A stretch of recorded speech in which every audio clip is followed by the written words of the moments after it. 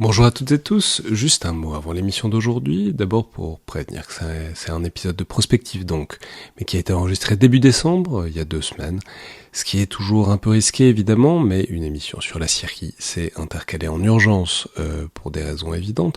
Je pense pas que ça se sente énormément, mais on aurait sans doute mentionné différentes dominations de la part de Donald Trump qui ont eu lieu depuis, peut-être parler de sa visite à Paris pour la réouverture de Notre-Dame, qui sont pertinents pour des sujets dont on parle, mais ça me paraît pas pour autant rédhibitoire. Et ensuite, deuxième raison pour cet ajout, c'est de préciser rapidement comment ça va se passer pour la fin d'année. Alors l'épisode d'aujourd'hui est sans doute le dernier épisode traditionnel du mardi de 2024. Il y a quand même un épisode ensuite ce vendredi du fil de l'épée avec André Loez, qui sera le second volet de la draft des films de guerre qu'on avait fait avant l'été. Le premier épisode avait été avant l'été, avec les mêmes invités, donc Simon Rio et Ryan Nourdali, où on parle d'autres films de guerre avec d'autres catégories, ce qui est, je pense, une bonne manière d'aller vers les fêtes de fin d'année de manière peut-être un peu plus légère. Mais ensuite, je pense que ce sera le dernier épisode inédit de l'année, notamment parce que le 24 et le 31 tombent tous les deux des mardis. Donc je vais sans doute pas mettre des épisodes inédits ces jours-là, mais plutôt des rediffusions d'épisodes pour mettre en avant des discussions qui me semblent intéressantes à réécouter. Cela dit, je me disais aussi qu'on pouvait éventuellement faire autre chose pendant les fêtes, qui se fait pas mal dans le monde du podcast, notamment aux États-Unis. C'est éventuellement un épisode mailbag, c'est-à-dire de foire aux questions, un peu en vrac et sans ordre du jour particulier. Donc si vous avez des questions sur des émissions, des thèmes ou même sur le podcast en lui-même, envoyez-les par mail. En l'occurrence, ce sera plus simple pour centraliser. Je vais pas faire le tour de tous les réseaux sociaux pour rassembler les questions, mais écrivez-les à l'adresse lecollimateurpodcast@gmail.com, le collimateur avec 2 L, podcast tout attaché, @gmail.com. Et s'il y en a assez, et si j'ai le temps, moi je devrais avoir le temps, j'essaierai d'y répondre, et ça fera donc une émission spéciale que je diffuserai pendant les fêtes. Alors évidemment, si ce sont des questions qui me dépassent, ce qui est probable, j'essaierai de trouver les réponses appropriées auprès des experts idoines, donc vous pouvez y aller. Évidemment, sous réserve que ce soit des intervenants un peu réguliers du podcast et que je puisse les contacter relativement facilement. Voilà, je ne vais pas emmerder un chef d'état-major pendant les fêtes pour une question, mais vous voyez bien quoi, les habitués que je peux aller embêter sans trop de scrupules en fin d'année. Voici donc, et avant l'émission d'aujourd'hui, il me reste à vous souhaiter de très bonnes fêtes à tous. Merci de votre écoute, de votre régularité, de vos retours et de vos commentaires, auxquels j'ai malheureusement pas toujours la possibilité de répondre. Voilà, ça a été une très belle année pour le podcast, et c'est évidemment grâce à vous. Et donc voilà, bonnes vacances pour ceux qui ont la possibilité d'en prendre, et on se retrouve donc l'an prochain. Et place à présent à ce dernier épisode de l'année du Casque et la Plume.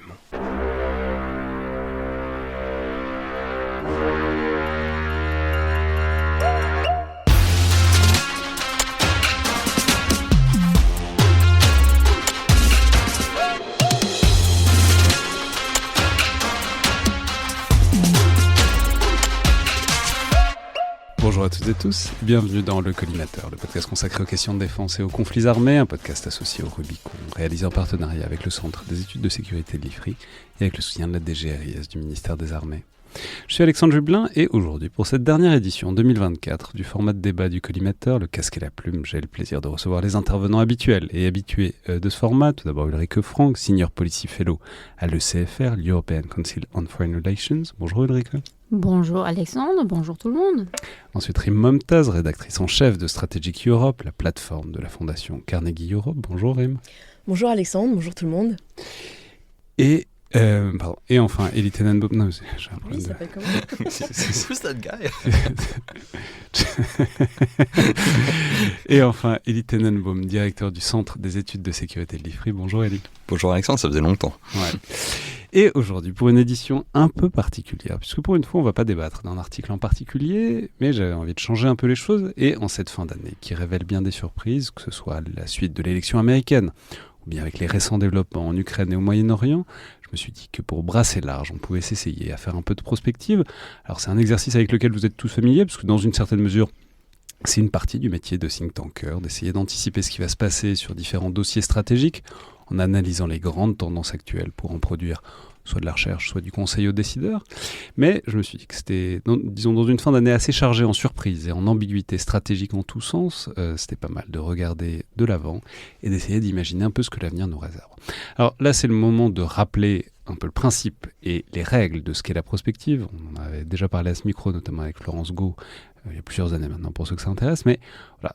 Faut commencer par dire qu'il faut être bien clair sur le fait qu'il ne s'agit absolument pas de prédire l'avenir. Déjà parce qu'on ne lit pas le tarot, le marc de café ou le vol des oiseaux, à moins que ce soit des compétences cachées que vous m'ayez cachées jusque-là. C'est pas sur vos CV en tout cas. Et très clairement, annoncer qu'on sait ce qui va se passer, c'est de très loin la meilleure manière de passer pour un con à très courte échéance, spécialement dans un contexte qui recèle beaucoup de surprises, comme celui de ces derniers mois, ou même de ces dernières semaines, et c'est probablement le moment de signaler qu'on enregistre cette émission le 2 décembre, alors que par exemple les rebelles syriens viennent de reprendre Alep, ce qu'on n'était pas nombreux à avoir sur notre carte de bingo de la fin d'année, soyons clairs là-dessus, et que donc on opère avec la situation internationale et stratégique de début décembre. Mais donc l'objectif, ça n'est pas d'avoir tout juste, c'est de proposer des scénarios comme des outils de réflexion qui nous aident à penser les dynamiques présentes en se servant un peu de notre imagination. Et c'est important méthodologiquement parce que, même si on se plante, et on va se planter évidemment, ça permet entre autres choses de ne pas être intellectuellement passif face au déroulement des événements, pas être dans le pur commentaire réactif de ce qui vient de se passer, et d'essayer de comprendre suffisamment les dynamiques sous-jacentes pour essayer d'anticiper ce qu'elles vont donner. Donc, c'est pas une compétition de prédiction, on n'est pas sur un plateau télé, mais il s'agit de proposer des scénarios dont on va discuter sur des dossiers différents pour savoir comment vous voyez et comment vous imaginez les choses sur ces différentes questions. Et la consigne donc, puisqu'il en faut une, c'est de faire 2 scénarios sur le dossier que vous aurez choisi chacun, l'un à 6 mois, ce qui est potentiellement faisable et encore, et l'autre à 2 ans pour ouvrir en quelque sorte un éventail des possibles qui sera, quoi qu'il arrive, fracassé par la réalité, mais c'est pas grave, l'intérêt est dans la réflexion qu'impose l'exercice lui-même. Alors, on va, disons, exposer les scénarios les uns après les autres, et puis surtout on va les discuter.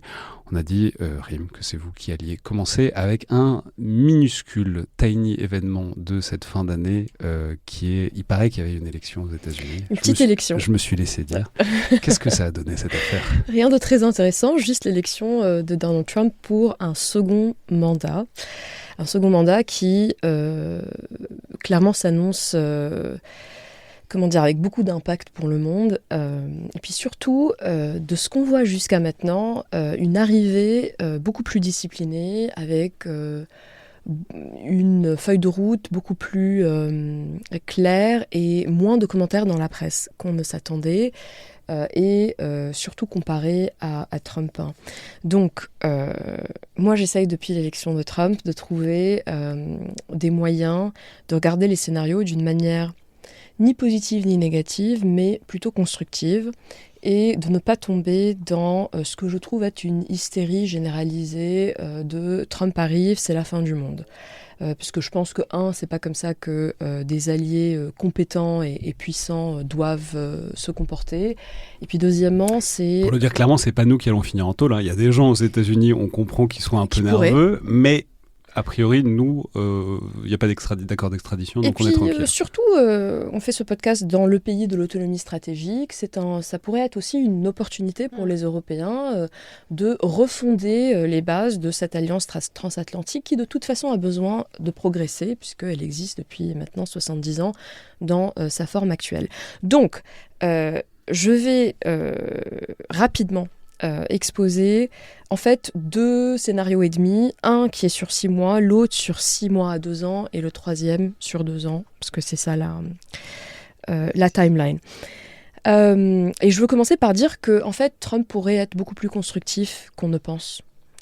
Surtout si les Européens arrivent avec des scénarios et des offres concrètes qui puissent lui donner des marges de manœuvre dès son arrivée, son inauguration le 20 janvier.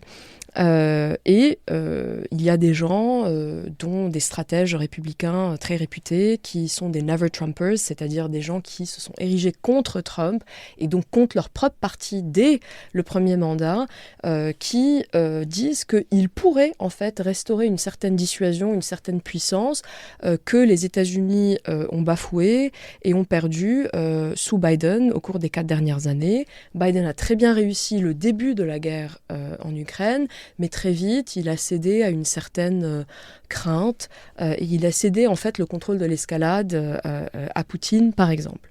Donc sur l'Ukraine, puisqu'on en parle, alors tout le monde semble être d'accord pour dire qu'il va y avoir une négociation. Pourquoi est-ce que tout le monde est d'accord ? Parce qu'on s'attendait à ce que même une administration Harris commence une négociation. C'est ce qu'on entendait de toute façon de la part de la Maison-Blanche de Biden, qu'il était temps que les Ukrainiens n'allaient pas pouvoir récupérer tout leur territoire à travers des combats militaires et qu'il fallait à un moment au moins appuyer sur le bouton pause. En fait, Trump pourrait arriver et pourrait faire un surge, par exemple. Donner des capacités plus importantes à l'Ukraine sur une courte durée pour stopper net l'avancée russe qui continue dans le Donbass. Pourquoi est-ce qu'il pourrait faire ça ? Parce que ça lui donnerait une capacité de dire « Regardez, j'ai fait quelque chose que Biden n'a pas pu faire, j'ai arrêté les Russes, donc je ne suis pas faible, je suis fort, mais je suis aussi responsable. Je me suis engagée dans l'élection, la campagne américaine, à arrêter cette pression économique que la guerre ukrainienne exerce sur notre économie américaine. Donc maintenant, ayant arrêté net la progression russe, je vais négocier. Et commencer à négocier avec Poutine et d'ailleurs Zelensky, évidemment, et se tourner très rapidement vers les Européens et leur dire « Et vous, qu'est-ce que vous pouvez présenter ? Qu'est-ce que vous pouvez contribuer ?» Et c'est là où ce sera très important que les Européens, pas seulement arrivent avec des idées du déclaratoire, mais arrivent avec un plan opérationnel qu'ils peuvent mettre en œuvre dans les heures qui suivent. C'est-à-dire lui dire on est prêt à déployer dans le cadre d'un cessez-le-feu, d'un gel du front, qui peut être juste une pause, ça ne va pas être la paix, soyons clairs, mais on est prêt à déployer dans le cadre de garanties de sécurité robustes tant de troupes, tant de batteries de défense aérienne, tant de capacités de frappe dans la profondeur, etc. En Ukraine. Et ça va forcer le respect chez Trump.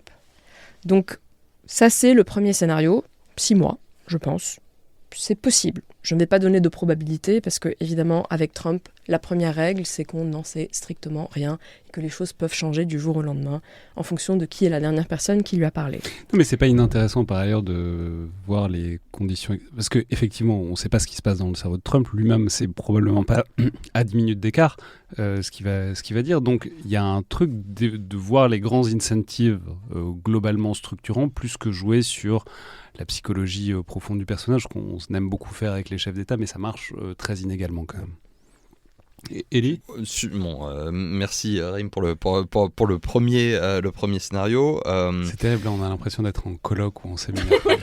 Quand on remercie quelqu'un qui vient juste de parler, vraiment, premier, non, c'est pour gagner du temps. On est à 2 minutes déjà, de. J'ai une question qui est plutôt une remarque. Non, ce n'est.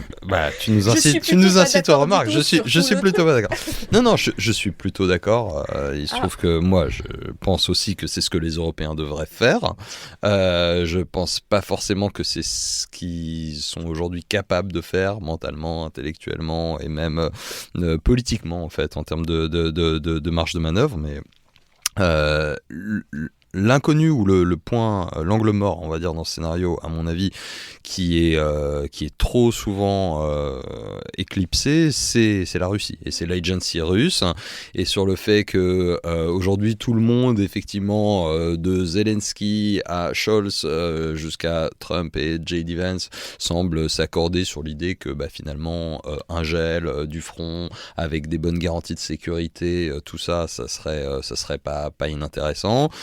mais aujourd'hui, celui qui est en train de faire des progrès et qui croit en la victoire non négociée d'une certaine manière ou l'obtention d'une reddition sans condition de l'Ukraine, c'est Poutine, et il va falloir l'emmener à la table des négociations. Et il y a eu trop de discussions ces derniers temps sur comment on forçait la main aux Ukrainiens pour aller à la table, et pas assez de discussions sur comment on force les Russes à aller à la table. Et là-dessus, je prends ton point sur le surge, qui serait une manière de forcer, et ce qui est très intéressant, c'est qu'on a oublié, mais c'est ce que Trump a fait sur le premier mandat sur l'Afghanistan. Il voulait aller à la négociation, mais il a commencé à l'époque de McMaster, etc., par renvoyer 10 000 hommes en plus, donc à faire un mini-surge qui a été pas du tout bien identifié à l'époque parce que les yeux n'étaient pas du tout rivés sur l'Afghanistan, mais c'est ce qu'il a fait.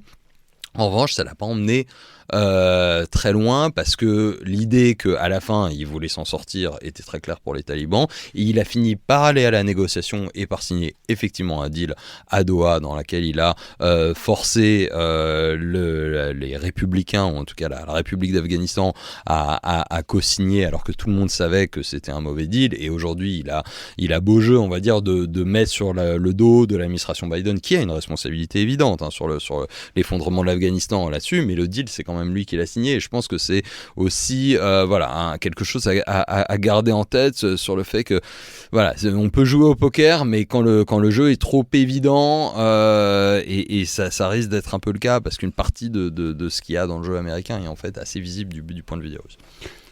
Ulrike, rapidement, mais ensuite on va peut-être laisser dérouler les scénarios.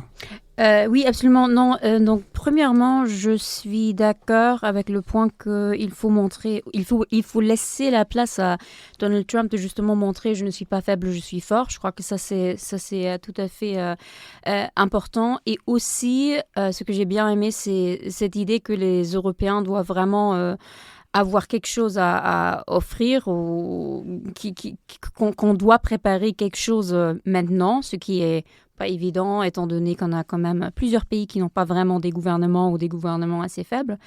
Je me suis juste posé la question sur le surge et tout cela. Comment est-ce que ça marche, vu que Trump a quand même toujours dit « Voilà, je vais faire un deal dans les premières 24 heures ». D'ailleurs, est-ce qu'il n'avait pas même dit dans les premières 24 heures après être élu ?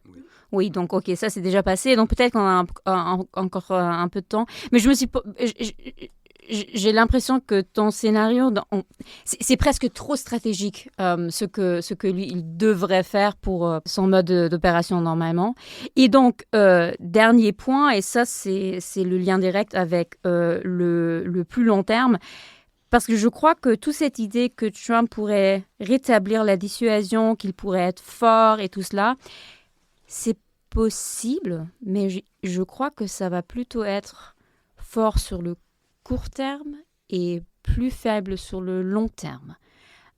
Et donc justement pour moi la question c'est comment est-ce que ça se déroule sur les 2 ans, parce que moi j'ai peur que il va peut-être essayer d'envoyer un signal maintenant, mais comment est-ce qu'on excellente transition, comment ça se déroule sur les 2 ans, comment est-ce que ça se déroule après. Voilà, vraiment. Ensuite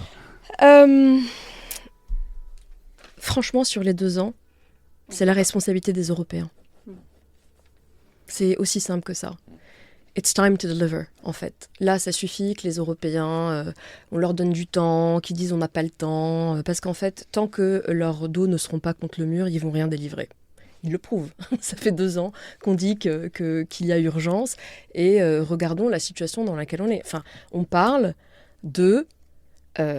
des pays avec de gros PIB, avec de gros moyens militaires, qui n'arrivent pas à mettre en place une petite force pour la déployer, pour éviter que le conflit n'arrive chez eux et n'engage leur propre alliance. À un moment, je ne suis pas sûre que les Européens soient vraiment sérieux quand il s'agit de leur défense. Il y a un vrai sujet. Et donc sur les 2 ans, et ça va être aussi brutal avec Trump. C'est ça le sujet. Et I take your point que ça a l'air très stratégique pour Trump. Il faut toujours, je pense, faire la part des choses entre les sbroufs de Trump dans 24 heures, c'est plié, je termine, tel. Et après, regardez qui est autour de lui. Aujourd'hui, il y a 2 nominations autour de lui qui sont intéressantes, qui vont en fait à l'encontre de Eric Trump Jr., qui racontait n'importe quoi sur Twitter là-dessus, et même de J.D. Vance, qui racontait lui aussi n'importe quoi, genre j'en ai rien à foutre de l'Ukraine. On parle de Keith Kellogg et on parle de Mike Waltz. Ce sont 2 soldats, de vrais soldats. Eux, ils ont fait la vraie guerre. L'un s'est battu au Vietnam, l'autre s'est battu en Afghanistan.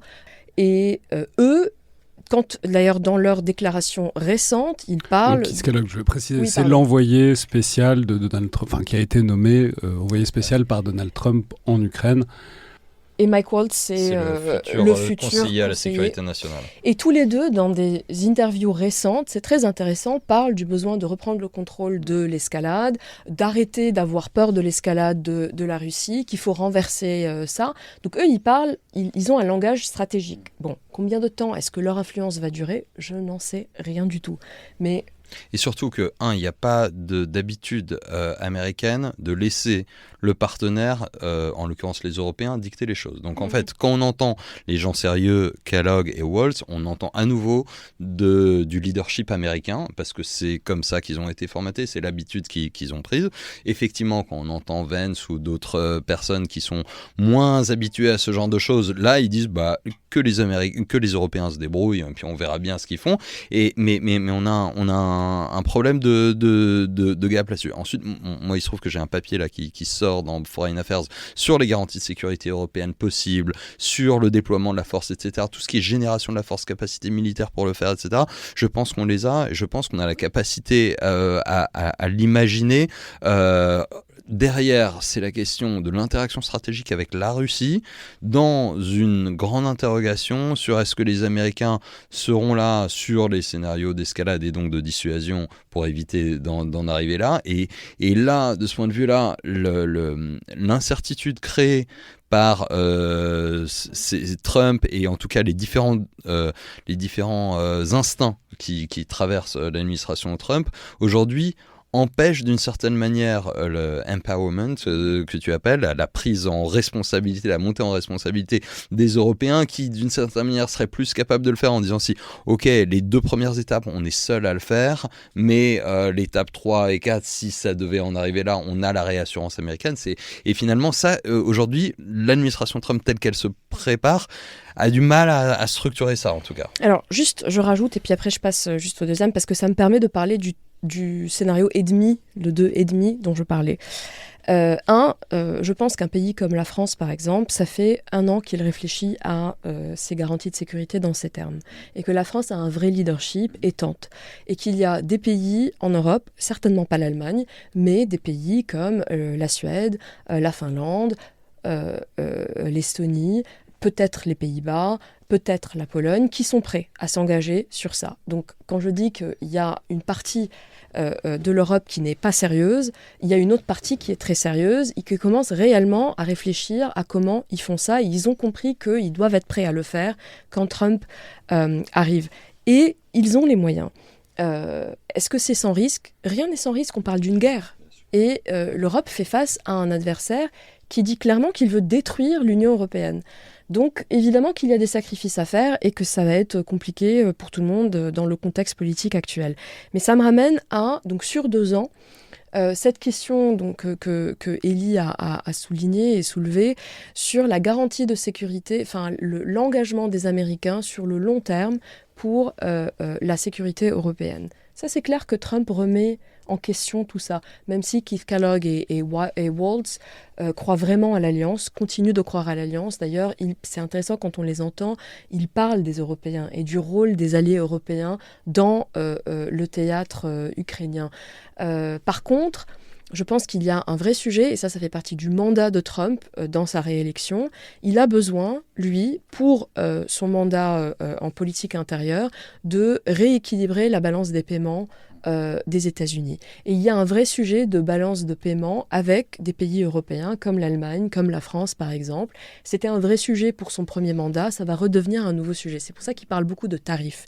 Donc à un moment, les Européens et les Américains vont devoir se mettre autour d'une table et discuter de ces flux de commerce entre les deux géographies Et ça du pourrait... lien entre sécurité et équilibre commercial. Et il y a cette équation à faire entre équilibres commerciaux et engagement américain pour la sécurité de l'Europe et donc dans l'OTAN. Moi, ce que je comprends jusqu'à maintenant, c'est que dans une grande partie de l'équipe Trump, ce qu'ils ne remettent pas en cause, c'est le parapluie nucléaire américain, parce qu'ils comprennent que en fait, ça sert leurs intérêts strictement parlant. Là où il y a un vrai sujet, c'est que quand on leur pose plus de questions, ils sont un peu plus chatouilleux sur tous les enablers conventionnels dont ils auraient besoin pour maintenir ce parapluie nucléaire américain. Donc cette question est ouverte, mais je pense que sur 2 ans, elle va être de plus en plus liée à la balance des paiements et le commerce entre les deux. Juste pour être bien alliés. clair, les enablers conventionnels, c'est pas les avions qui vont délivrer l'arme nucléaire le cas échéant, c'est toutes les capacités,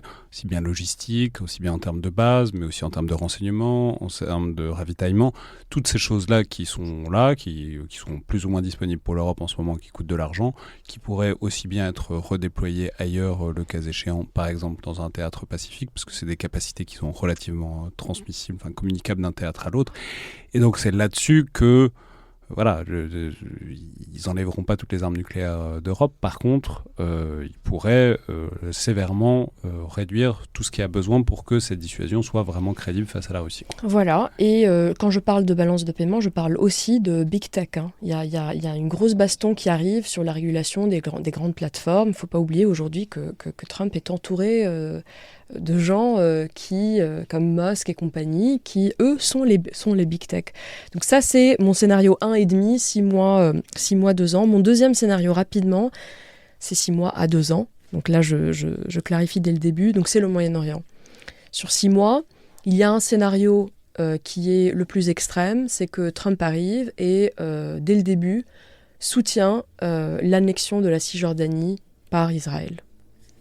Ça, c'est un scénario qui va engendrer énormément de déstabilisation, encore plus que l'année et demie qu'on vient de vivre, parce que l'annexion de la Cisjordanie, ça veut dire la mort complète de la solution à 2 États. Pourquoi je parle d'annexion de la Cisjordanie ? C'est parce que c'est un but stratégique exprimé par les partenaires de la coalition de Netanyahou, Ben Gvir, Smotrich, l'extrême droite, le mouvement des colons.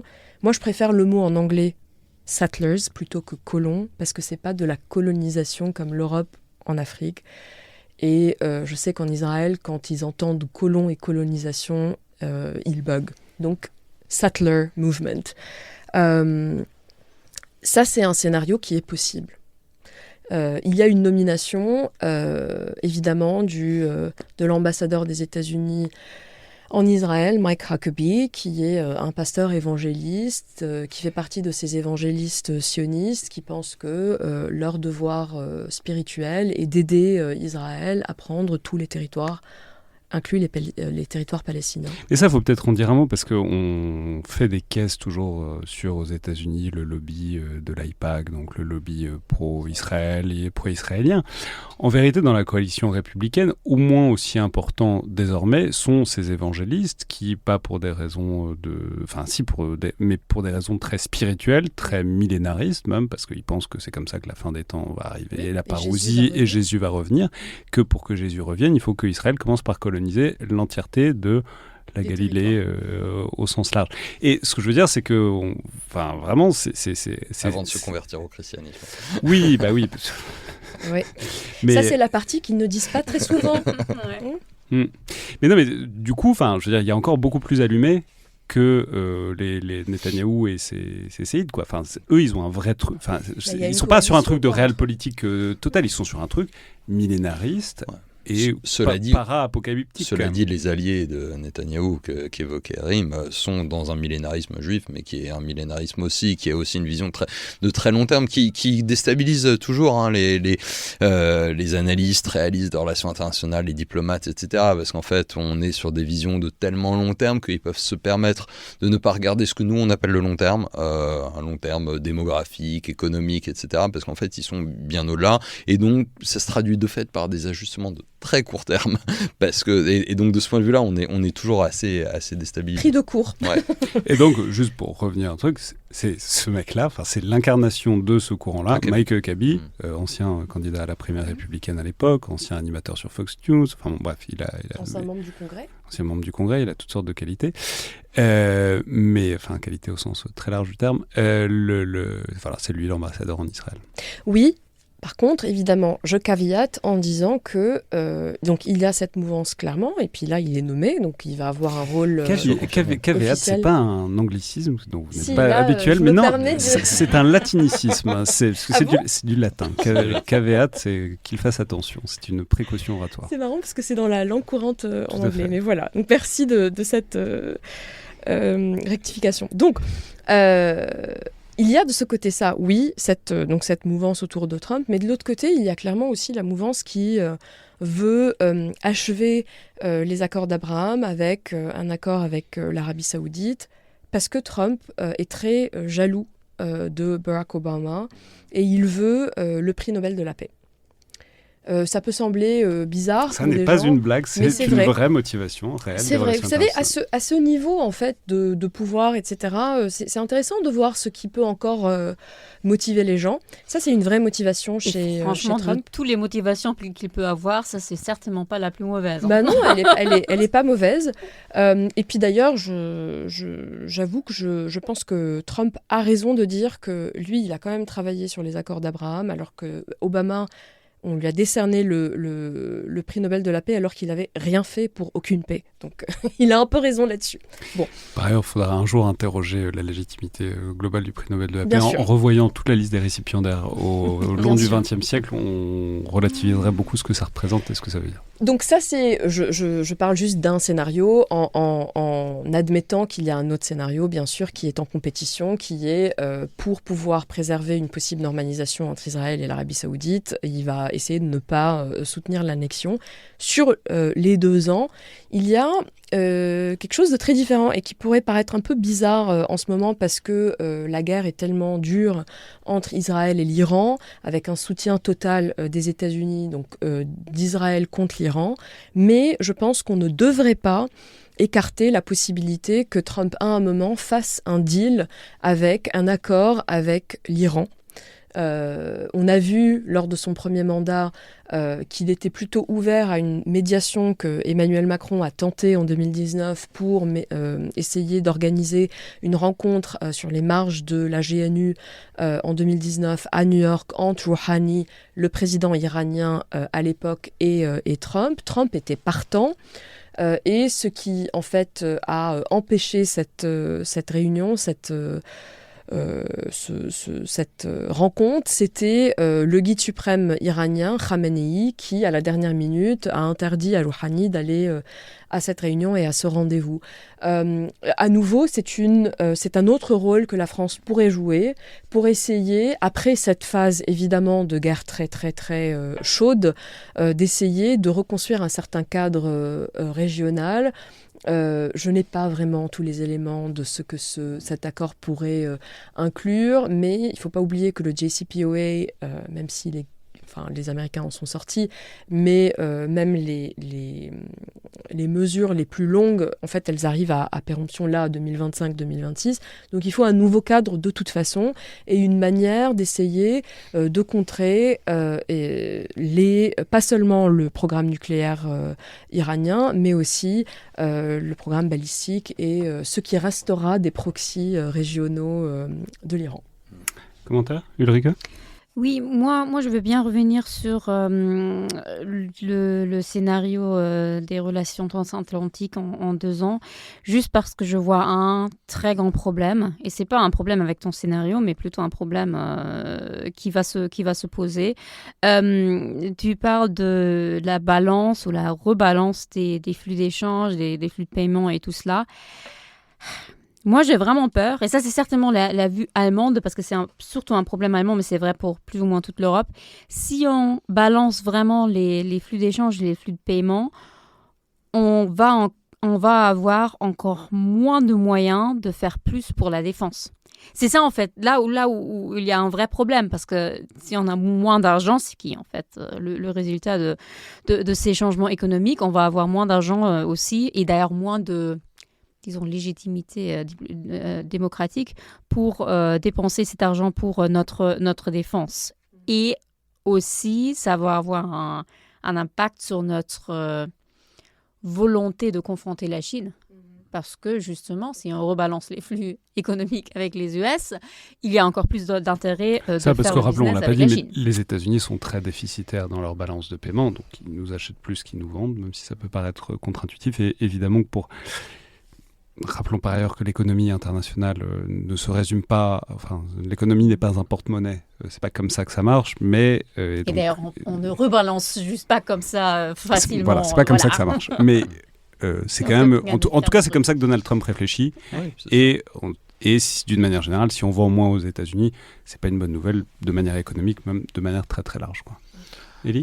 D'accord avec Ulrike sur ce point-là, d'autant que en fait Biden avec l'IRA, donc l'Inflation Reduction Act, a déjà amorcé le revirement, et ce qu'on voit sur les dynamiques économiques profondes, je suis pas du tout économiste, mais ce qu'on peut en lire, et d'ailleurs les rapports Draghi et autres le pointent, c'est en fait déjà une perte de compétitivité européenne face aux États-Unis, du fait que les flux sont déjà en train de s'inverser. On sait que l'innovation, les grands acteurs de la tech, etc., ils sont déjà du côté américain. Et en fait, le risque dans cette approche transactionnelle, sécurité versus à bénéfices commerciaux, c'est que en fait on n'ait plus grand chose à donner du côté européen, et je crains que de ce point de vue-là, s'ils veulent à la fois se désengager et pousser encore plus loin des avantages qui sont déjà en train de se matérialiser et de poser beaucoup de problèmes, on risque d'avoir une divergence d'intérêt en fait sur les deux niveaux, qui sont le niveau sécuritaire et le niveau commercial. Donc plus d'anti-américanisme. Et plus ça aussi, ça joue plus de tension en Europe quand même. à tous les niveaux. S'ils savent pas le jouer sur un côté gagnant-gagnant, ce qu'ils sont su faire jusqu'à maintenant, et ça pourrait être le cas. Juste en réaction ensuite sur l'aspect Moyen-Orient et l'aspect à la fois Cisjordanie et Iran, enfin Israël-Palestine, conflit israélo-palestinien et Iran. Je suis d'accord avec Reem sur le fait que l'hypothèse annexion Cisjordanie, maintenant qu'on a une administration qui se met en place aux États-Unis, qui va pas avoir de frein majeur contre ça, et une coalition d'extrême droite israélienne qui se maintient au pouvoir pour l'instant, avec clairement ça dans son agenda, même si c'est pas toujours dit de manière ouverte, c'est sur la table. Je suis plus réservé sur les conséquences que ça aurait dans cette configuration-là, c'est-à-dire que conséquences pour les Palestiniens, conséquences pour la mort du plan de paix à deux États, dont en fait il était moribond depuis très très longtemps, et donc d'une certaine manière on était on essayait de sauver quelque chose peut-être qui méritait pas de l'être. L'annexion, tout dépend des conditions de l'annexion, est-ce que ça va provoquer une réaction sociale majeure de la société palestinienne, j'en doute pas, des réactions des États arabes, etc. Mais c'est quand même assez difficile une fois qu'on rentre dans le rabbit hole, le terrier, les méandres une fois qu'on dit ok, il y a une action de la Cisjordanie par Israël, comment ça donc, se tous déploie les Palestiniens ont le droit de vote non, mais c'était littéralement les questions qui sont posées pour le coup pour la France avec l'Algérie à une certaine époque, c'est-à-dire la structure. Est-ce qu'on a des collèges électoraux ? Est-ce qu'on a effectivement un système avec une autonomie, une entité autonome, ce qui serait probablement le cas, et en fait derrière il y a des manières de remonter à la surface malgré une annexion qui en fait est un plan d'ouverture. Je plaide pas du tout pour l'annexion. Et d'ailleurs sur ça, mais tu as raison de le dire, parce que on peut voir même dans le discours saoudien que si on arrive à une entité palestinienne et pas un État palestinien, ça pourrait être assez pour eux pour normaliser. C'est ça. Donc tu as raison d'en parler. C'est-à-dire que l'autre option qui est l'État binational, qui pendant longtemps a été le repoussoir absolu, en fait, il est produit aussi par l'annexion, pas du tout dans l'esprit de ceux qui le poussent aujourd'hui, mais en fait ça donne un autre cadre institutionnel, ça rabat les cartes. Bref, je ferme la parenthèse là-dessus, mais je trouve que c'est intéressant d'aller au-delà du choc du terme. Sur l'accord avec l'Iran, je suis moins d'accord. Je vois beaucoup moins le pragmatisme de Trump, la volonté de faire des deals, etc. Pour le coup, je vois dans son entourage des gens qui sont plus durs sur l'Iran qu'avec pratiquement n'importe quel autre acteur sur la scène internationale. Je les vois plus faire des deals avec la Chine, dont on a dit pourtant que c'était des China First, etc. Ils ont déjà fait un deal voilà, avec, ils sont déjà beaucoup plus... Pendant le premier mandat. Oui, non, mais voilà, évidemment sur la Russie, Ce que je veux dire, etc. c'est que ce personnel dirigeant-là, a priori, c'est pas des grands fans de la Corée du Nord non plus. Non Et pendant plus. le premier mandat Certes. Trump, ça n'a pas empêché Trump de se démultiplier. Certes, mais il y a une dimension d'identité. Voilà, je vois pas Trump chercher à pousser plus loin, à obtenir un changement de régime, à lancer une guerre contre l'Iran. Pas du tout. Il a toujours montré que c'était quelque chose qui n'était pas intéressé. Il l'a redit dans la campagne.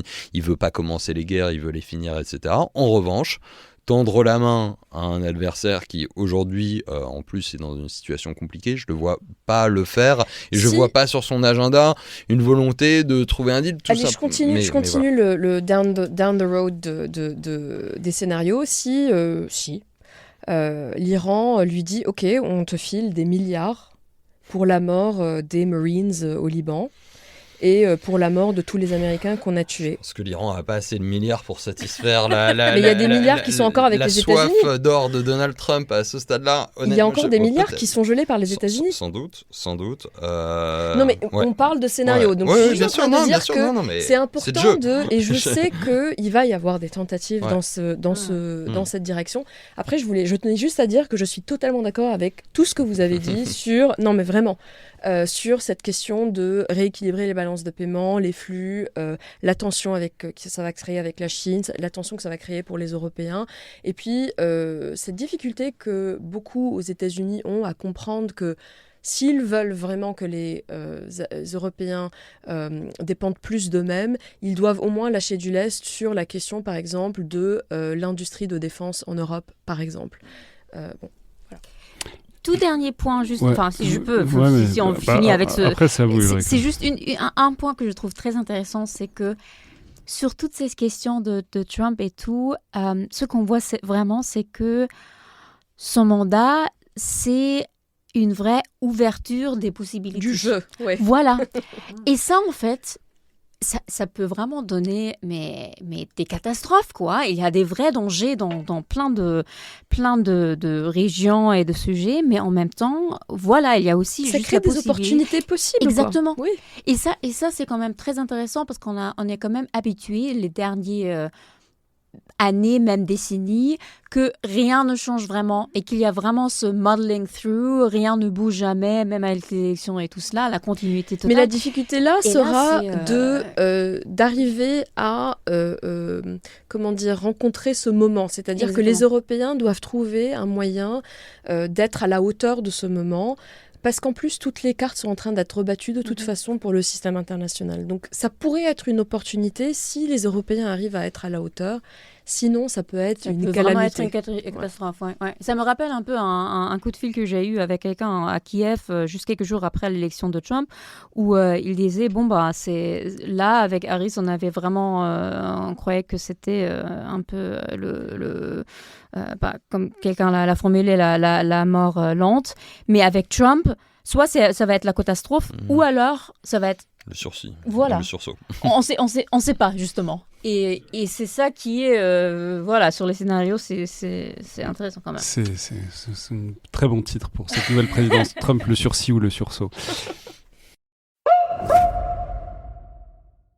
Ulrich, vous avez la parole, gardez-la pour votre scénario, déclinaison de votre scénario, qui est un peu plus européen. Ah, tout à fait, oui. Donc, grande surprise, je parle de l'Allemagne, non seulement parce que je suis allemande, mais aussi parce qu'il y a quand même des trucs qui se passent.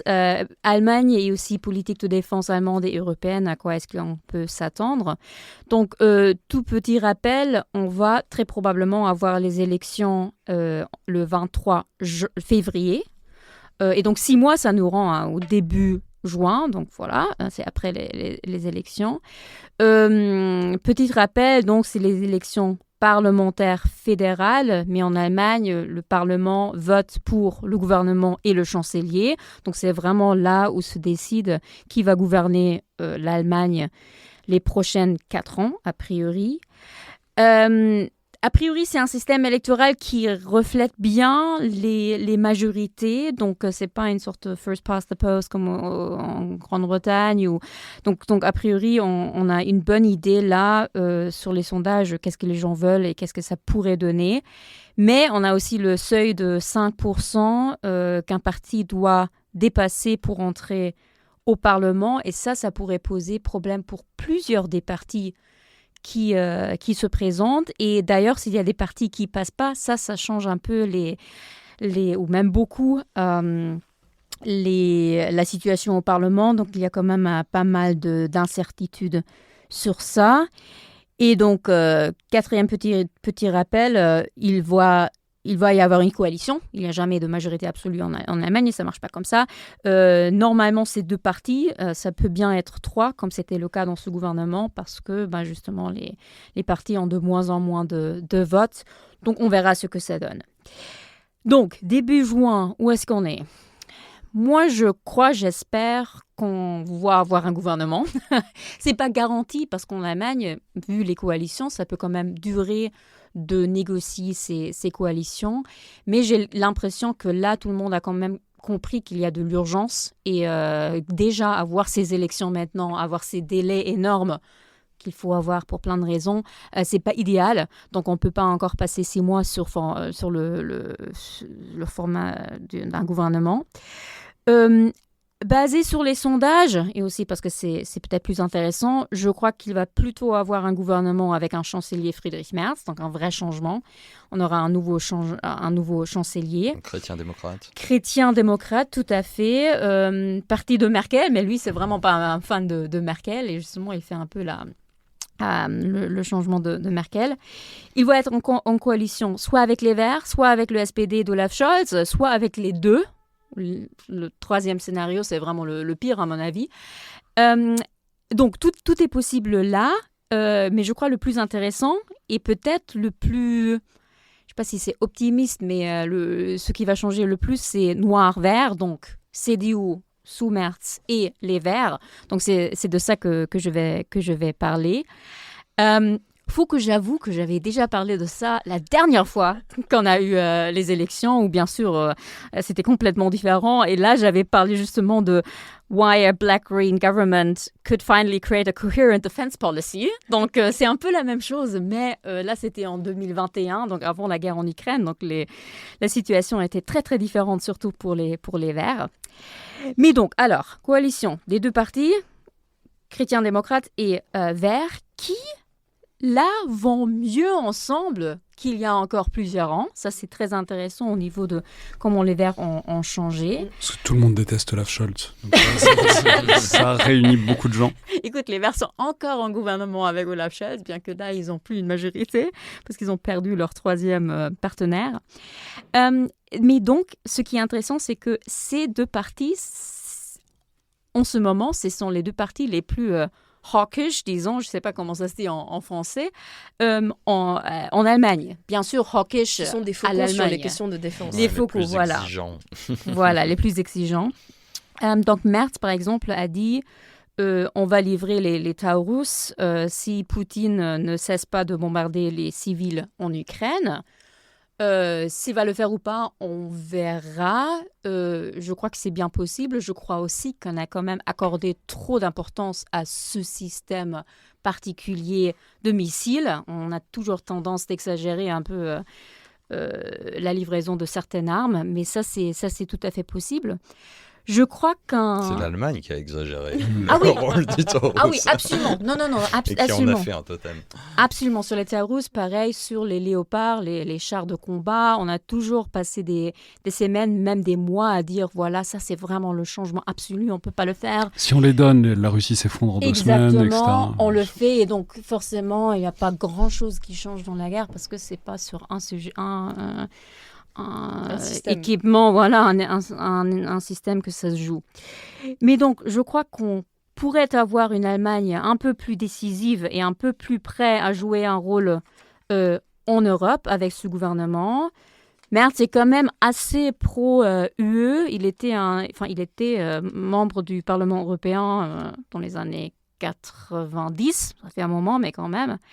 Mais en même temps, il va quand même chercher le lien avec Trump. Et donc, voilà, qu'est-ce que ça veut dire ? Je vois un énorme problème, et il y a une bonne liaison avec ce que Rim vient de présenter.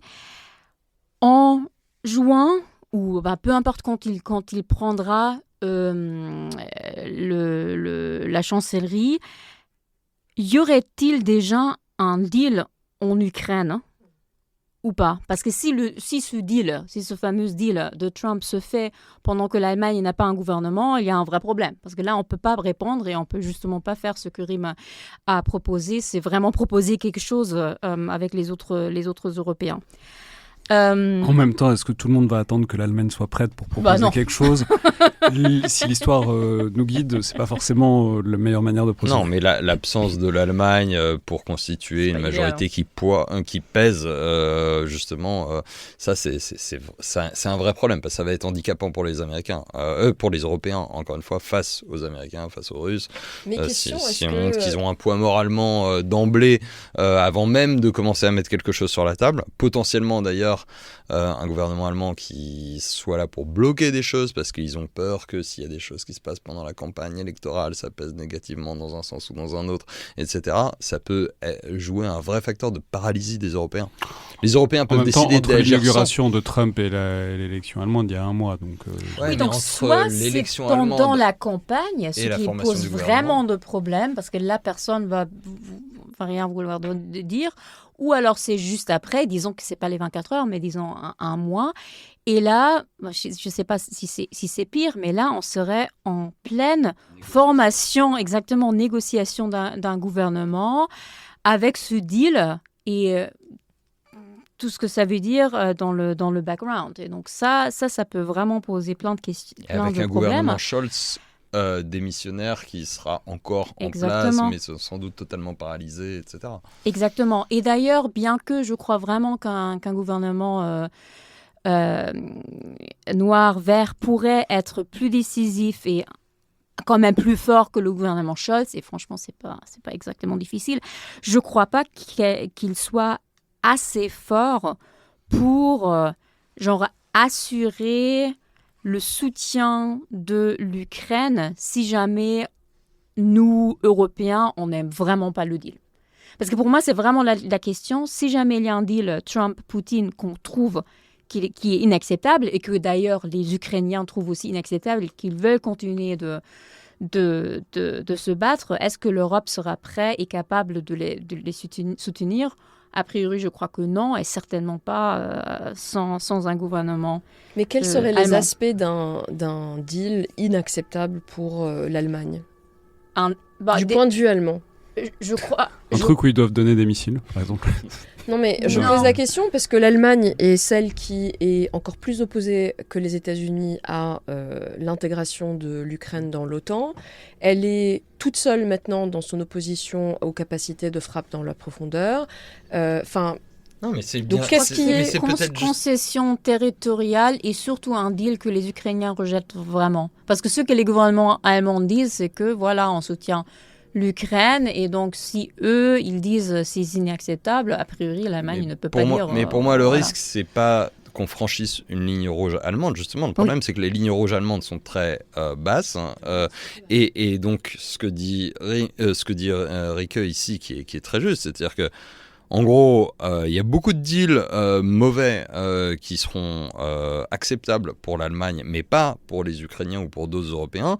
Mais sans l'Allemagne, les Européens, la coalition d'Européens ne sera sans doute pas assez forte, au moins financièrement, pour dire non à cet accord. Et donc là, on est dans une situation où en fait, on a besoin de l'Allemagne. Même avec l'Allemagne. Même avec l'Allemagne, avec la puissance économique qui est déjà déclinante, est-ce que les Européens ont les moyens? Moi, j'ai une réponse très claire, c'est non. Sur le papier, ils ont les moyens. Sur le papier, ils ont les moyens. L'argent déficitaire qu'on a en ce moment et la situation politique. C'est une question de priorité. Mais aujourd'hui, je suis d'accord qu'il n'y a pas de situation politique aujourd'hui qui permet de dégager une priorité à l'Ukraine ou à la défense. Mais en revanche, sur le papier, on a les moyens. Par contre, moyens financiers, oui, moyens militaires, à mon avis, non. Et c'est là où ça va se casser, non? Parce qu'on peut toujours trouver de l'argent, quand même. En Europe, on peut trouver de l'argent. Et là, ne dépense pas autant. Mais Ça va il être faut une volonté difficile. politique, quoi. Non, absolument. Ouais. Je veux dire, je C'est veux une pas autre dire. émission, mais je pense que Mais les moyens militaires, on les j'ai- a. oui. On les a si on le veut Si on et le si veut. on est, et si Moi, je on suis est d'accord. prêt à Là, jouer. demain, s'ils font un deal, c'est Je vrai pense que la Bundeswehr sera pas la première à être capable On de mettre en bascule place quelque chose. économie de guerre Mais il y a, déjà. mais il y a, non, il y justement, a ça un se fait certain- pas en quelques jours. Non, c'est Ok. un sujet. Non, mais Je les Charles finis Leclerc ont peut-être très parce que envie de voir t'as l'Ukraine. mentionné Bundeswehr, donc je fais un dernier point sur les 6 mois, et donc après je fais les 2 ans, c'est beaucoup plus court. Donc justement pour les 6 mois, d'ailleurs je crois qu'un gouvernement tel que je viens de le décrire serait plutôt bien pour la Bundeswehr. Je crois qu'ils vont monter le budget, ou alors il y aura un autre fonds spécial. Et justement, le CDU va essayer de retrouver leur profil de parti de la Bundeswehr. Donc là, c'est plutôt bien. Je fais les 2 ans rapidement. Parce Ouais, non, que mais c'est juste beaucoup plus une difficile. question quand même importante, Ouais. c'est du coup dans ce scénario-là, que devient votre chouchou Boris Pistorius? Est-ce qu'on peut Il le reste garder quand ministre de même? la Défense. Est-ce qu'on peut le garder quand même parce qu'il avait l'air sympa? Il passe chez les Verts. Ça, c'est justement le scénario qui est quand même probable, où il y aura une autre grande coalition qui n'est plus si grande, donc CDU et SPD comme le petit.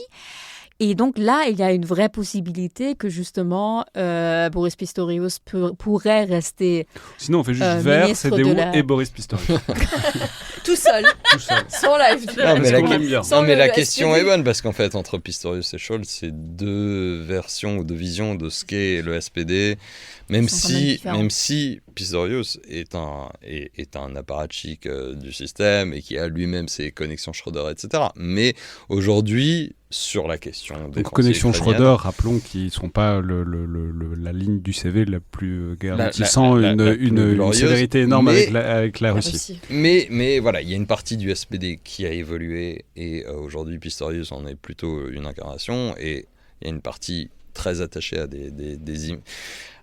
des valeurs pacifistes du SPD dont Scholz aujourd'hui, en tout cas, c'est plus ce sur quoi il joue en tout cas dans la Mhm. campagne, même si c'est pas forcément son fort intérieur. Mhm. Et alors à 2 ans? Alors les 2 ans, je fais plus rapidement parce que c'est beaucoup plus difficile et beaucoup dépend des events. Donc qu'est-ce qui se passe avec l'OTAN, l'Ukraine, Russie, tout cela. Donc on est en décembre 2026 maintenant. Premier point, on a toujours le même gouvernement qui, a priori, normalement, on ne devrait pas dire en Allemagne, parce qu'on a toujours les gouvernements pour 4 ans. C'est très rare que ce n'est plus le cas, mais là, ces temps-là, on ne sait jamais. Mais je crois qu'a priori, une fois qu'on a un gouvernement, ça va quand même tenir jusque-là. La Bundeswehr, les forces armées allemandes, vont mieux un peu, parce qu'il y a quand même des trucs qu'on a commencé maintenant, qui vont se jouer. Mais en même temps, l'économie allemande va être en difficulté, même beaucoup, si on se rappelle de ce que Rim vient de décrire. Et ça, forcément, ça va nuire aux efforts de défense aussi. La grande question pour moi, c'est qu'est-ce qui va devenir des partis des extrêmes, donc extrême droite, AfD, et extrême gauche, ou pas vraiment, le BSW. Et là, je crains vraiment qu'ils vont être plus forts, parce que la droite ne va pas être apaisée par les Verts au gouvernement, ou même par le gouvernement CDU. Et le BSV va encore plus jouer sur justement ces questions de pacifisme, guerre, défense, etc. Très probablement aidé par le SPD en opposition. Donc là, ça va vraiment être le grand défi de long terme, si vous voulez, en Allemagne, de qu'est-ce qu'on fait si jamais un tiers ou même plus des votes vont finalement aller aux extrêmes. Je crois qu'il y aura quand même plus de support pour les efforts de défense européenne. On peut dire que c'est too little too late, mais ce gouvernement serait prêt à le faire et c'est le moment de le faire. Mais moi, je ne crois pas qu'il y aura des forces allemandes en Ukraine. Je ne vois pas. On est d'accord là-dessus. Support logistique, tout encore. cela, en Allemagne, on peut faire plein de choses, mais des vraies forces.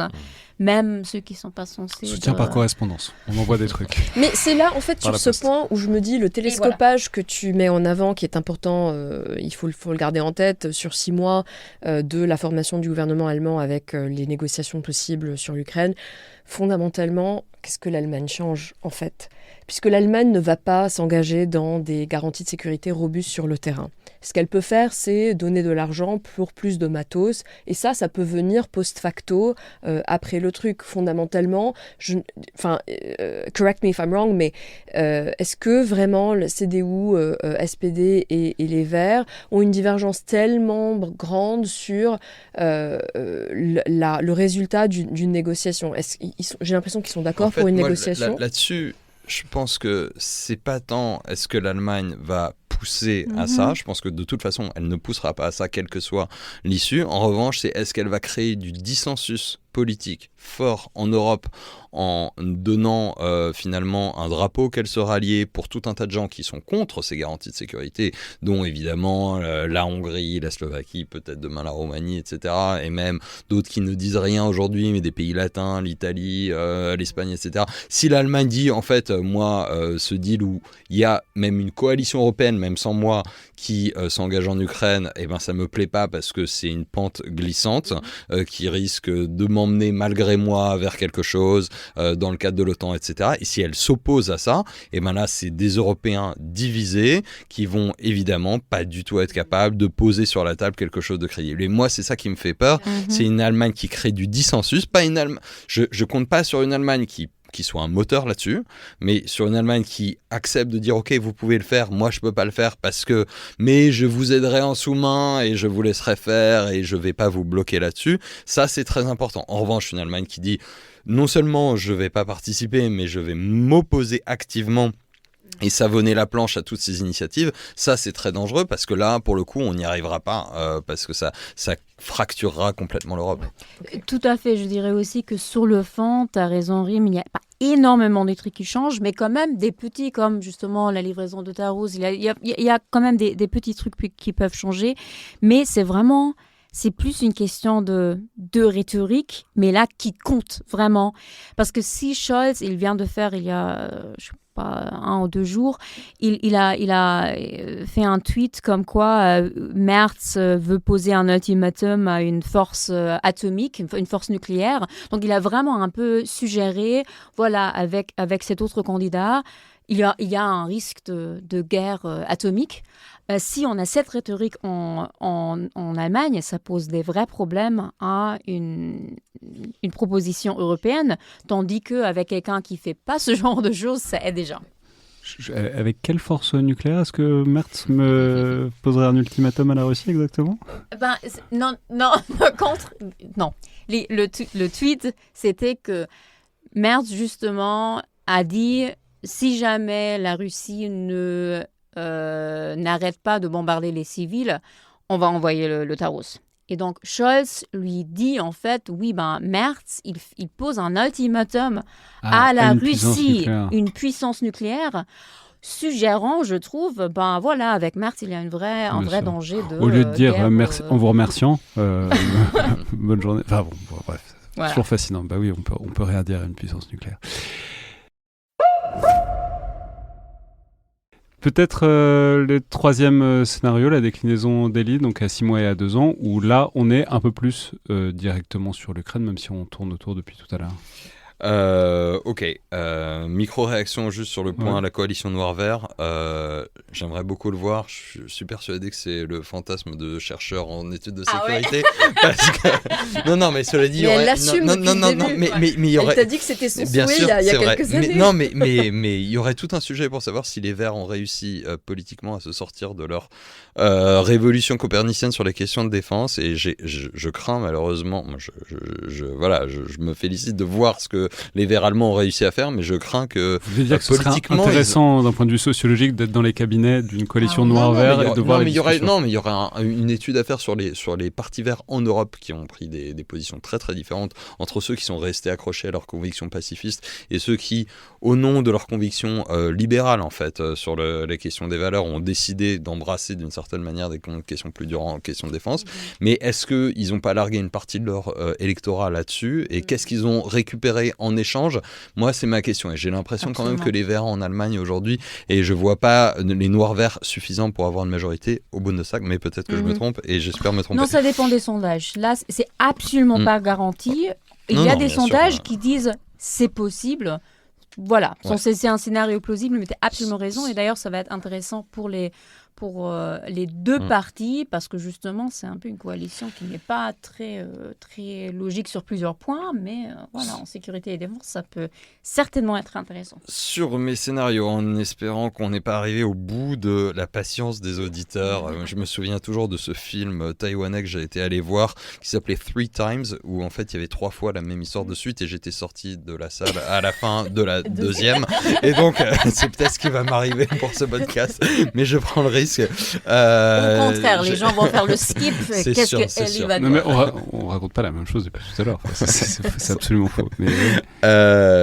2 scénarios, donc 6 mois et 2 ans. Un scénario 6 mois centré sur l'Ukraine, un scénario 2 ans beaucoup plus large et global sur ce que ça m'inspire, qui sont pas forcément ce que je pense qui va arriver, mais qui sont des hypothèses intéressantes qu'on regarde pas assez.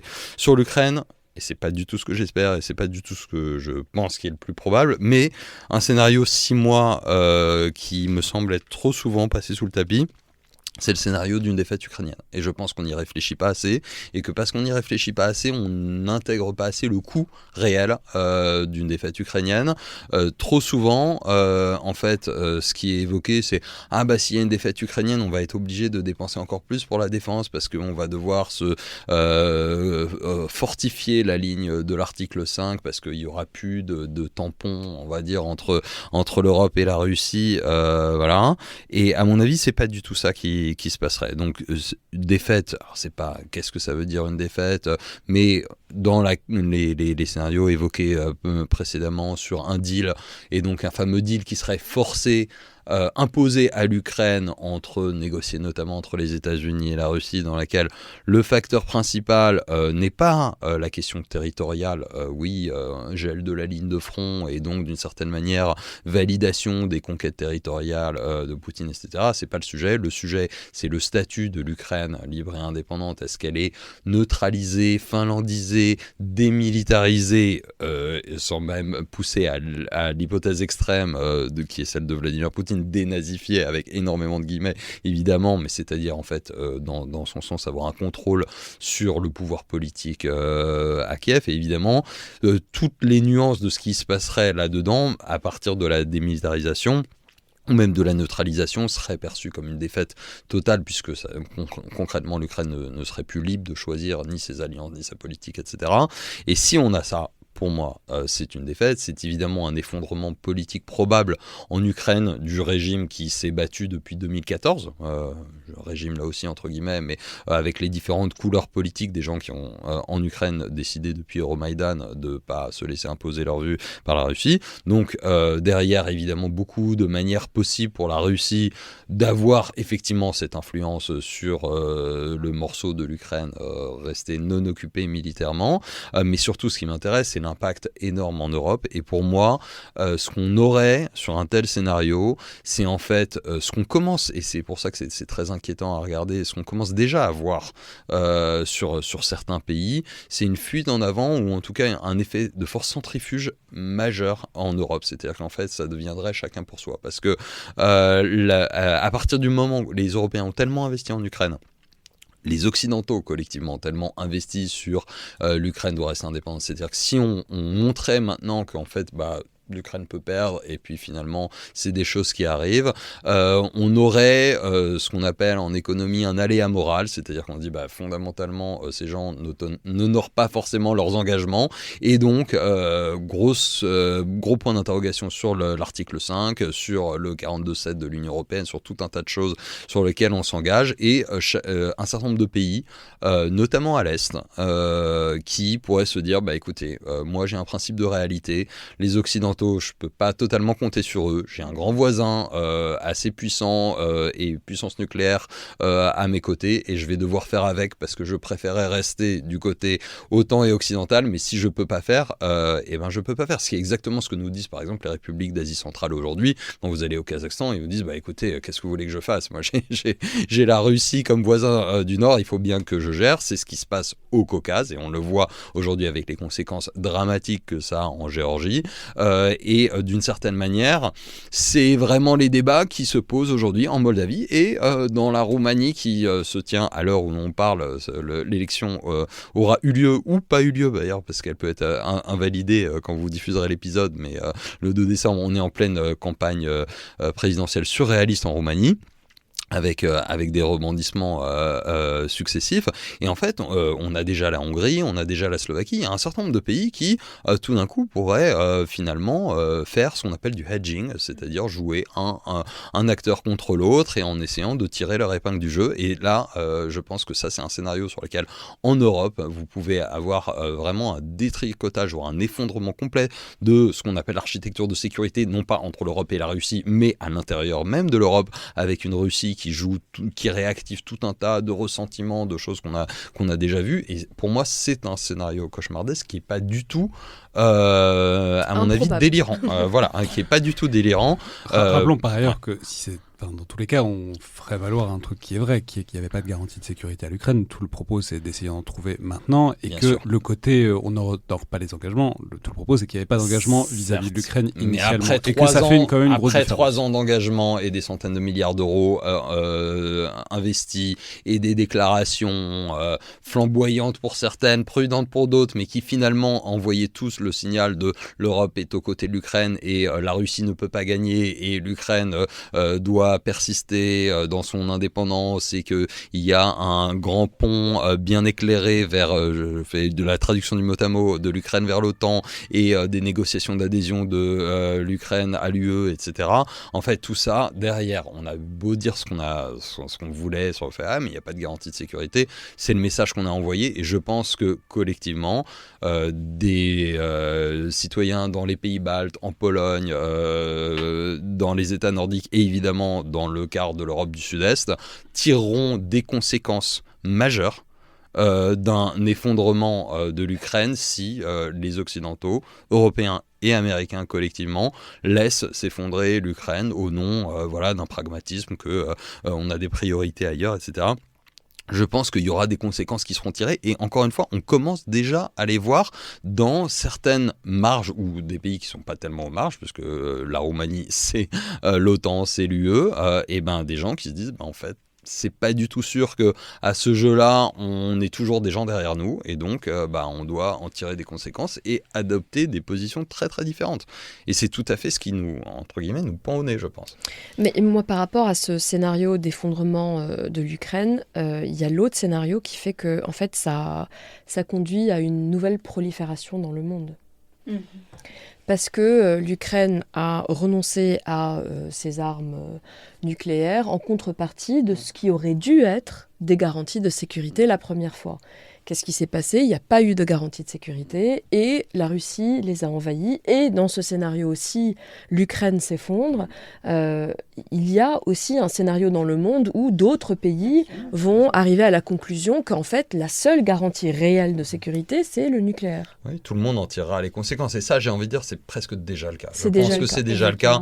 Tout le monde, tous les pays en Iran, c'est le cas. Bien sûr, tous les pays qui ont une menace. On voit que la Russie n'aurait pas pu faire cette guerre sans être être une force, sans avoir la Et force ça, nucléaire. et ça, c'est le risque de ces agressions, et quel que soit l'État agresseur, en fait, en violant le système international, il produit un dilemme de sécurité qui renforce l'intérêt ou l'attractivité de ces garanties ultimes qu'est le nucléaire et qui sont autonomes. Après, ça continue à avoir un coût politique, mais ce coût politique peut être perçu parfois comme de moins en moins élevé, et Donald Trump, dans ses négociations avec Kim Jong-un, a contribué à réduire le coût politique de la prolifération, puisqu'il a montré qu'on pouvait proliférer et finalement être un État avec lequel on négocie ouvertement et d'une certaine manière respectable.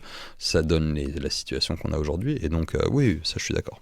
Mais moi j'ai une autre question qui est la manière dont tu exposes ce possible scénario, sans dire que c'est le plus probable évidemment. Il me semble que ça aurait dû être la manière dont les gouvernements européens exposaient les possibles conséquences d'un soutien pas assez important à l'Ukraine depuis le début, pour concentrer les esprits des populations. Moi, je suis encore toujours 2 ans et demi après le début de cette invasion russe de l'Ukraine. Je suis très frappée de voir combien les termes du débat ne sont pas en fait assez clarifiés, assez graves même. C'est-à-dire que, et peut-être parce qu'on a continué de dire on le fera aussi longtemps qu'il sera nécessaire, et on a donné cette impression qu'en fait il n'y a pas d'urgence, il n'y a pas il n'y a pas de dimension existentielle. Je me pose vraiment cette question sur la communication stratégique de nos gouvernements. On ne voulait pas faire peur aux électeurs.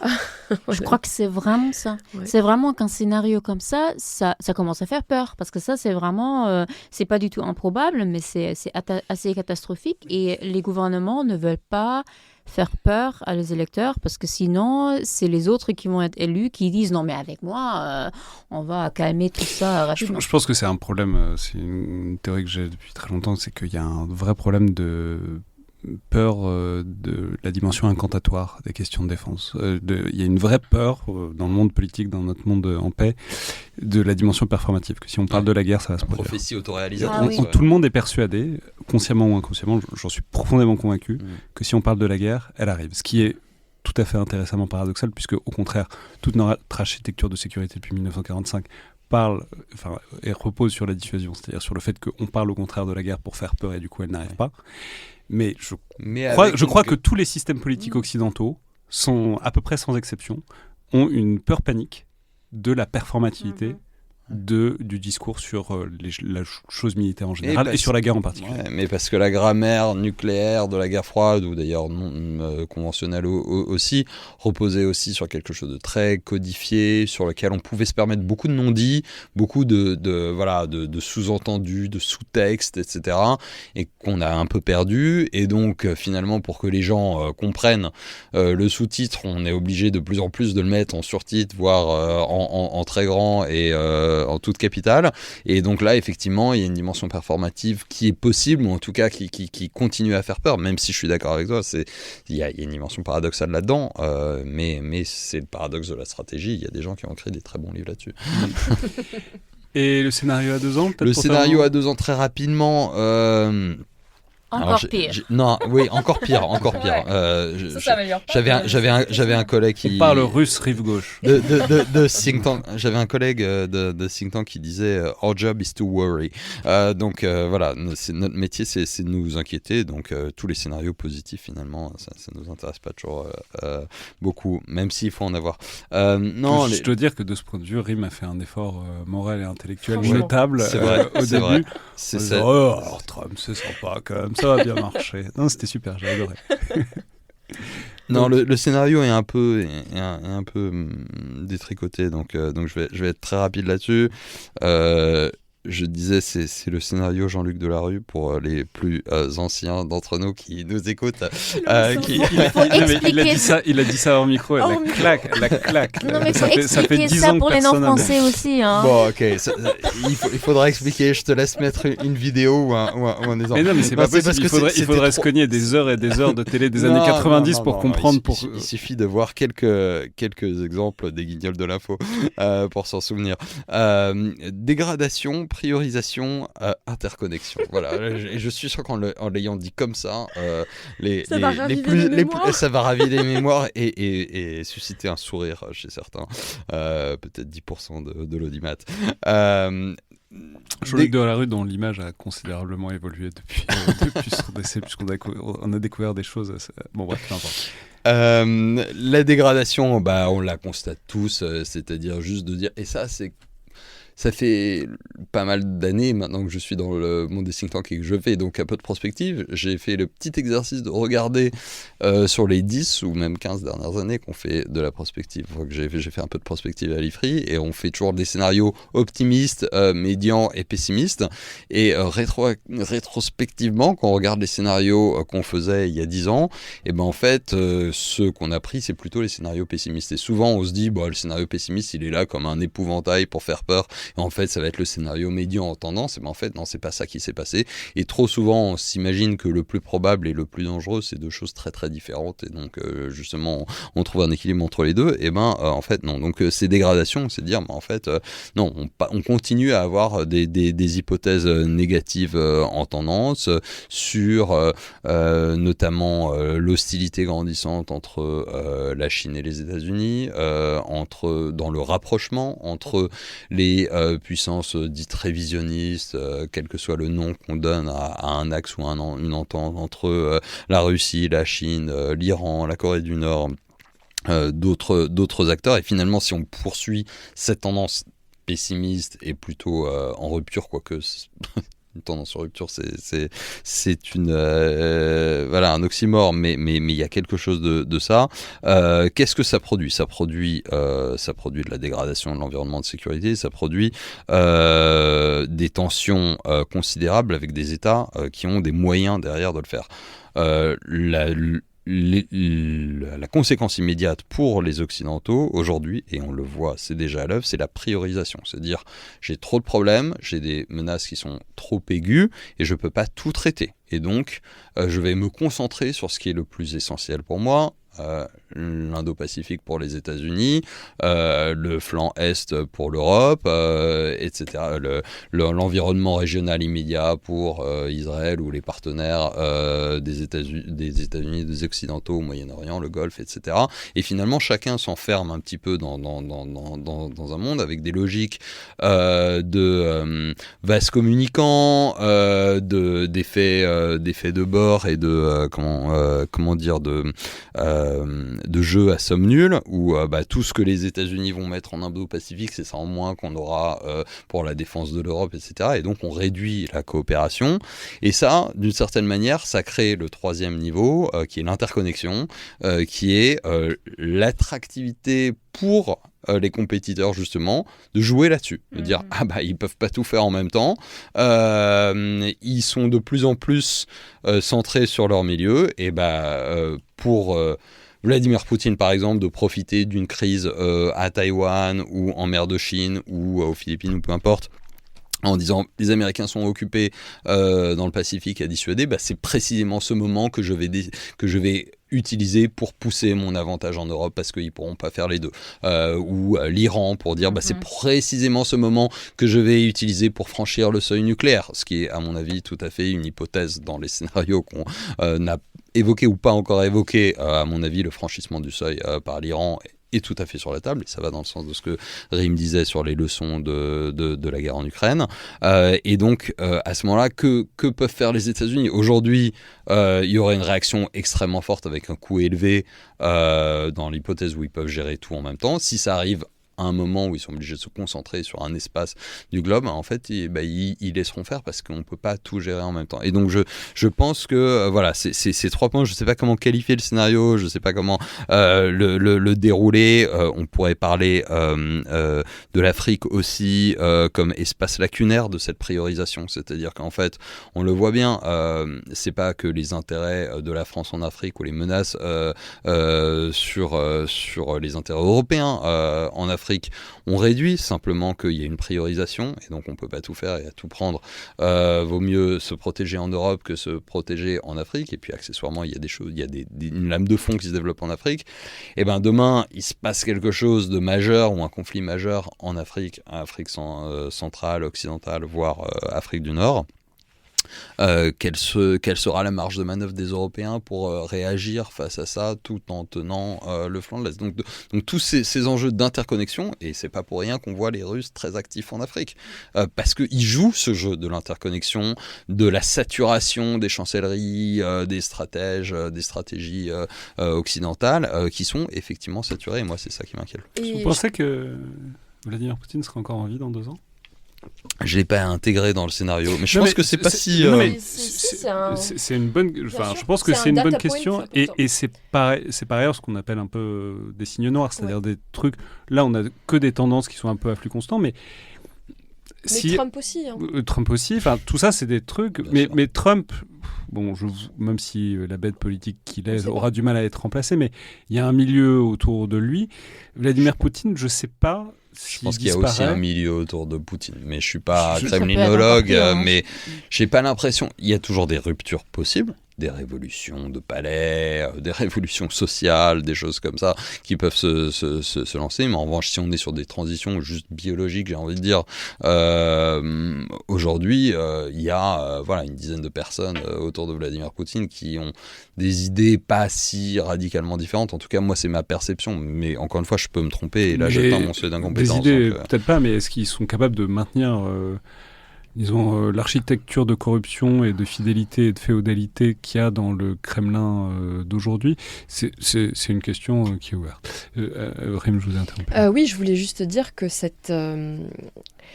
en même temps que cette interconnexion, on est en train de la voir, de toute façon, on voit les connexions entre les théâtres ukrainiens et moyen-orientaux pour aller vite. Ou extrême-orientaux avec la Corée du Nord. Ou extrême-orientaux aussi. Donc tous les 3 théâtres sont interconnectés du côté, pour utiliser un mot infantile, du côté des méchants. Et de l'autre côté, moi je dois avouer qu'autour de Trump, il y a des gens dont la méthode consiste à compartimentaliser les théâtres. Donc c'est en fait à flux renversé, à front renversé de la tendance qu'on est en train de voir de fond du côté des adversaires de l'Occident global. Je sais qu'en France, on n'aime pas trop cette expression, mais quand même. Et ça, c'est aussi très inquiétant. C'est-à-dire que les adversaires de l'Europe et des États-Unis, eux, sont en train de travailler à cette consolidation. C'est pas une consolidation à tous les niveaux qui est uniforme.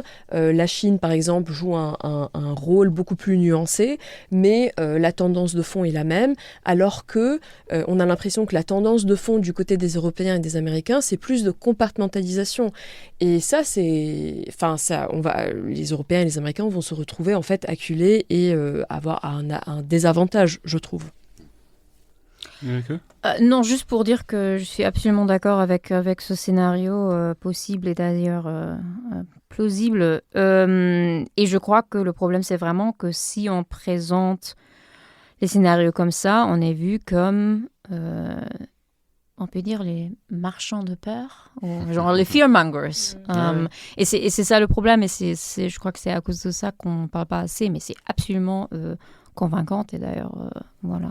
Ça rejoint un peu ce que je disais tout à l'heure, mais je pense par ailleurs qu'il y a toujours, je ne sais pas si c'est pareil, mais en France ça me paraît évident, il y a une condamnation morale des gens comme vous, nous, d'une manière générale, qui parlent de ces hypothèses-là, avec l'idée effectivement avec l'idée d'ailleurs intéressante, c'est vrai aussi, ça qui s'applique aussi des militaires, qui auraient un intérêt à parler de ces choses-là, que les think tankers, les militaires, tout ça, auraient un intérêt personnel à se parler de ces hypothèses-là. Je ne sais pas si... Parce qu'on est tous payés par les intérêts de la Exactement. défense, évidemment. Si vous êtes tous sur le payroll des grands industriels de défense. Non, mais... Oui, c'est vrai qu'il y a un peu cette... Non, mais après, il y a des... Non, mais du coup, il y a un soupçon par rapport à ces Ouais. trucs-là, comme pas un truc qui relèverait de l'intérêt public et d'une analyse... Et puis de la rigueur intellectuelle. Ouais. Bien sûr. Non, mais et au-delà de ça, bon, il y a la question de l'honnêteté intellectuelle, mais même si on accepte l'honnêteté intellectuelle, il y a des biais de construction. Et effectivement, on est là pour regarder les risques, et tout le monde sait que les assureurs sont des gens très inquiets. Et voilà, effectivement, du coup, on regarde les choses sous l'angle des risques. Des fois, et heureusement, Rémi là, on essaie de faire l'opportunité aussi, et de voir quand il y a des fenêtres d'opportunité pour pousser des choses. Je pense qu'on essaie de le faire. Mais c'est un biais de construction. Pour autant, encore une fois, je reviens sur mon analyse rétrospective de ce qui s'est passé sur les 10 dernières années. C'est effectivement les scénarios les plus pessimistes qui ont été déroulés. Et donc on peut toujours se dire ils essayent de nous faire peur. Parfois, le pire arrive aussi, malheureusement. Eh bien, pour conclure, sur cette note extrêmement positive et bonne fête à tous, un dernier tour de table de 2024, des coups de cœur, coups de gueule. Allons-y, Ulrike. Moi, je fais un coup de gueule et coup de cœur unifié, si c'est permis. Et je reste sur le sujet de l'Allemagne, parce que là, je suis en train de lire l'autobiographie ou les mémoires d'Angela Merkel, qui viennent de sortir. Ça s'appelle Liberté, mémoire de 1954 à 2021. Et d'un côté, c'est quand même un coup de cœur, parce que je trouve ça quand même assez intéressant. Il y a énormément d'histoires allemandes là-dedans. Je crois vraiment qu'elle voulait un peu caché dans ce livre que pas mal de gens vont quand même lire, beaucoup d'histoires de la RFA, de la réunification. Donc vraiment, les premiers 250 pages, ça parle de ça, et ça, je trouve très intéressant.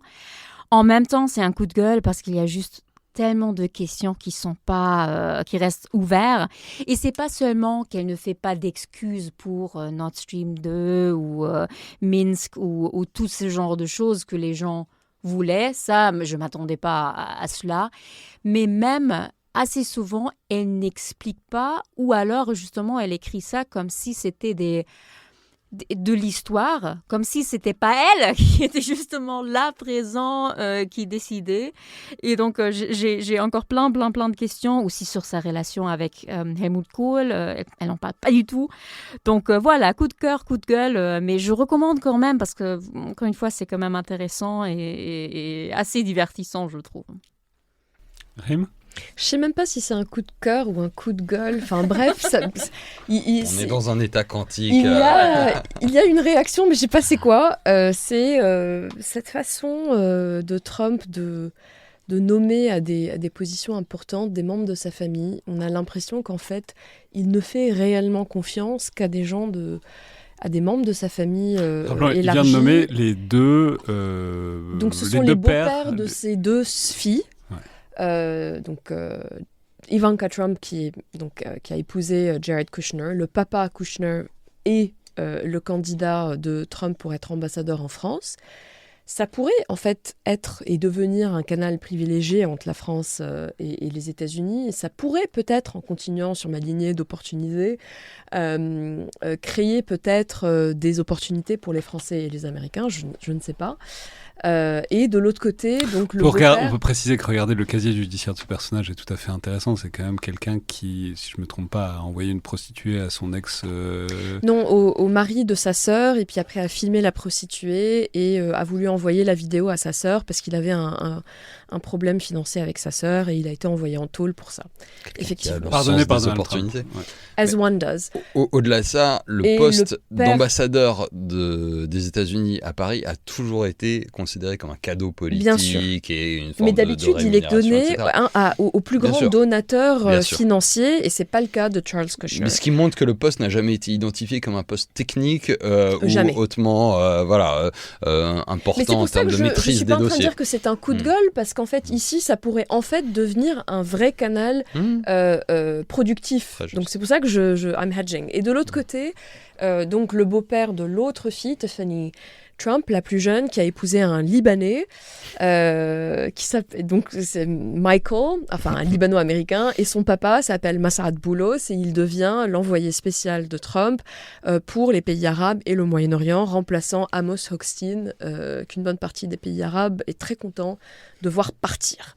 Et ça, c'est très intéressant aussi, parce que Massad Boulos, par ailleurs, donc bon, c'est quelqu'un qui a fait sa fortune au Nigeria, avec tout ce que ça implique. De manière extrêmement morale. En même temps, par contre, il a été une force très importante pour Trump dans la mobilisation de l'électorat très important arabe-américain dans le Michigan, dans ce parti, dans cet État clé. D'ailleurs, une démographie que le Parti démocrate n'a pas seulement ignorée, mais a été très arrogant avec cette démographie, enfin ce groupe démographique, et ils ont voté pour Trump. Et ça, c'était le boulot qu'a fait Massad Boulos. Et donc là, il est récompensé avec un poste important. Donc c'est intéressant de voir comment la machine Trump prend... Comme disait le poète, drain the swamp. Élie, coup de cœur, coup de gueule?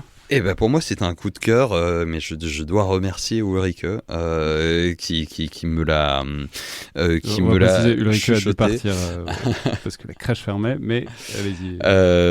Et donc il s'agit en fait d'un coup de cœur pour les chercheurs et les chercheuses qui travaillent depuis des années sur le Moyen-Orient, notamment sur le conflit syrien. On en a une à notre table, donc elle peut bénéficier directement de ce coup de cœur qui du jour au lendemain, après avoir été oublié très largement, il faut le dire, pendant les années entre 2019 et 2024, donc 5 ans où on considérait que finalement les médias considéraient que le conflit syrien, il n'y avait rien de très intéressant à annoncer, donc après avoir été très sollicités pendant une décennie, ont été largement oubliés, mais qui ont continué à travailler sur le sujet, et tout d'un coup, du jour au lendemain, on apprend que un groupe qui en fait était très bien connu à l'époque, qui s'appelle aujourd'hui Hayat al-Sham, mais qui a eu toute une itération, s'était donc emparé de la ville d'Alep. Et bien voilà, comme d'habitude, les médias qui ont une relativement courte mémoire nous disent tiens, qu'est-ce que c'est que ce truc, on n'a jamais entendu parler, ils sont nouveaux, appelons des chercheurs sur la Syrie, et là on a des chercheurs sérieux qui ont travaillé depuis longtemps, qui ont réapparu, mais aussi avec leur lot de chercheurs pas du tout sérieux, qui, de la pandémie de Covid-19 à l'État islamique, en passant par la prolifération nucléaire, sont des experts d'à peu près tous les problèmes qui intéressent les médias, sont également réapparus. Donc ça, c'est potentiellement un coup de gueule, mais surtout le coup de cœur pour ceux qui, malgré tout, ont continué à travailler, y compris quand ça intéressait plus les médias généralistes, et ce qui est une manière de dire que en fait la recherche en relations internationales sur les questions de sécurité, en fait c'est beaucoup ces espèces de cycles d'ombre et de lumière, et la difficulté à entretenir une expertise de recherche quand le sujet n'est plus sur le devant de la scène. Ça demande du temps, de la conviction personnelle, et aussi un peu d'argent, parce que quand les fonds n'arrivent pas sur les sujets sur lesquels on travaille, et je sais que c'est le cas aujourd'hui, y compris à l'IFRI, de centres de recherche qui tout d'un coup ont vu leur financement asséché parce que c'était plus la question du moment, et ce sont des sujets qui évidemment finiront par revenir sur le devant de la scène, et au moment où ça revient, et ben, si on veut avoir quelqu'un qui est à jour et qui a travaillé, qui a de la profondeur de champ, et ben, il faut qu'il ait pu travailler pendant ces années d'ombre, et c'est pas toujours le cas. Voilà. Coup de cœur donc pour ceux qui continuent à travailler. Très bien. Et moi, je vais terminer par un coup de gueule pour ce qu'on est en train de voir en termes de réseaux sociaux, avec une grande migration sur Blue Sky dont on a parlé déjà entre nous hors micro, mais qui est très impressionnante cette fois-ci, qui a eu lieu dans la foulée de l'élection américaine. Moi, je me demande beaucoup pourquoi ça se passe maintenant. Ça ne s'est pas passé la dernière fois, quand Elon Musk a racheté Twitter à l'époque, c'était tout le monde a voulu. Il y a eu une première vague. Il y a eu une première vague, mais ça n'a pas pris. Enfin, je suis le premier d'ailleurs. Enfin voilà, j'y ai passé un peu de temps sur Blue Sky. Et puis, en fait, la discussion se passait quand même plutôt sur Twitter. Là, alors c'est peut-être parce que maintenant c'est plus contingenté, donc tout le monde peut s'inscrire, mais j'ai l'impression que c'est quand même très très massif ce qui est en train de se passer. Et disons-le, mais c'est Ulrike qui est donc partie, mais qui le dit, mieux que moi en général, elle dit, mais en fait, c'est pas parce que, il y a les positions de principe et politiques qu'on peut tous avoir et qu'on partage vraisemblablement sur Elon Musk, mais il y a aussi un truc de ça marche plus, vraiment plus, Twitter. On se cogne que des bots dans tous les sens. Et des incels. On a du mal à voir ce qu'on a envie de voir et de lire, en fait. Ouais. Ce qui est, la conversation est vraiment polluée par un algorithme qui ne marche plus du tout. Et je le dis parce que le fond du propos est que c'est très important. Dans le milieu de la recherche, dans le milieu scientifique, dans le milieu des questions de défense, dans le milieu des questions stratégiques, c'est comme ça qu'on s'informait très majoritairement pendant des années. C'est encore comme ça qu'on s'informe très périodiquement quand il y a un truc qu'il faut suivre en direct parce que c'est un outil qu'on a du mal à dépasser, l'élection américaine, mais même quand il y a un développement quelque part, une guerre qui éclate, etc. C'est quand même sur Twitter que ça remonte encore. Mais là, j'avais la coutume de dire pendant longtemps que tant qu'on se plaint, quand on dit que Twitter, ça va plus sur Twitter, c'est qu'il n'y a pas vraiment de souci à se faire, l'écosystème reste quand même hégémonique. Là, j'ai l'impression que c'est de moins en moins le cas. Les gens arrivent sur Blue Sky et je vais juste dire, sans doute que ça va foirer, comme toute chose foire tôt ou tard. Mais pour l'instant, on a un peu l'impression de retrouver une espace de discussion et de découverte relativement bienveillant, pas prise de tête, sans indignation permanente. Ça rappelle Twitter il y a 10 ans. Exactement, ça rappelle Twitter il y a 10 ans. Et pourvu que ça dure, peut-être qu'il y aura un autre milliardaire américain taré qui rachètera ça, mais je crois que l'architecture est pas pareille et ça rend la chose plus difficile. Et voilà, tant que ça marche, c'est bien, et on ne peut qu'inviter tous les auditeurs qui étaient sur Twitter ou qui n'y étaient pas précisément, parce que déjà ils trouvaient à l'époque que c'était un espace assez toxique, ce qui est parfaitement exact, que je pense que c'est assez partagé, que pour l'instant il se passe quelque chose et que c'est pas un mauvais espace pour essayer de retrouver ce que Twitter peut avoir. Même s'il y a des améliorations à faire pour Blue Sky, mais oui, ça commence à prendre... on va voir, c'est intéressant parce que pour les gens qui ont moi j'ai travaillé sur la Syrie pendant 8 ans, Twitter était devenu incontournable, beaucoup plus que Facebook, et aujourd'hui c'est vrai que la communauté de vrais experts sur la Syrie, elle est encore sur Twitter, mais on est en vase clos, et puis on a tous nos listes et en fait on ne se lit parce que le reste, c'est des bots. La communauté sur la Syrie, par exemple, alors qu'il y a un conflit en cours, elle n'est pas encore arrivée à Blue Sky. Ça va être intéressant de voir si ce conflit en cours va créer cette communauté en temps réel sur Blue Sky. Non, je suis d'accord avec les caveats, puisque c'est le mot du jour, autour de ces algorithmes. En même temps, on a envie de voir ou de lire des gens qu'on a envie de voir et de lire. En même temps, si c'est un espace de débat, c'est aussi important de se confronter. Est-ce que l'algorithme est là pour nous protéger des opinions qui sont différentes, ou est-ce que il est là pour valoriser un débat, et si ce débat prend un caractère ordurier, conspirationniste, et voilà, qu'est-ce que ça dit ou du réseau ou de l'espace public en lui-même. Moi, j'ai plus de questions que de réponses là-dessus. Pour ma part, je suis aussi entre les deux, avec des oscillations. Voilà. Clairement, il y a une dynamique sur Blue Sky. Clairement, il y a des questions pour savoir si le modèle économique d'un Blue Sky, en fonction, parce que ce que Musk a fait, c'est d'abord de virer tous les modérateurs et des milliers de personnes, d'employés de Twitter à l'époque. Est-ce que Blue Sky a les ressources pour aller modérer à partir du moment où il va y avoir beaucoup de monde, et donc potentiellement ces fameux trolls qui n'étaient pas sur Blue Sky parce que en fait il y avait peu d'influence à gagner sur Blue Sky, mais à partir du moment où il y a beaucoup de monde qui vient, et il y a des gens qui vont arriver qui n'ont pas forcément les meilleures intentions du monde, et donc tout l'environnement, on va dire bienveillant, qui était la marque de fabrique de Blue Sky, qui parfois en faisait un réseau aussi un peu moins excitant. Voilà, est-ce que tout ça va tenir, ou est-ce qu'on est en train de chasser des mirages? C'est une question sur laquelle j'ai pas de réponse. Très bien. Eh ben, merci beaucoup à tous donc, pour ce dernier épisode du Casque et la Plume de 2024. On se retrouve l'an prochain. Je rappelle à toutes fins utiles pour ceux qui cherchent encore un cadeau de Noël que la boutique du collimateur est toujours ouverte et vous pouvez toujours acheter des mugs et des ours en peluche, essentiellement. Voilà, si vous êtes en panne d'inspiration pour un Secret Santa. Merci beaucoup. Merci à toi. C'était donc le Collimateur, un podcast produit par Alexandre Dublin et distribué par Binge Audio. Comme d'habitude, remarques et commentaires sont bienvenus par mail sur les réseaux sociaux du Rubicon, sur les outils d'Apple Podcast ou de Spotify. Merci à toutes et tous, et à la prochaine fois.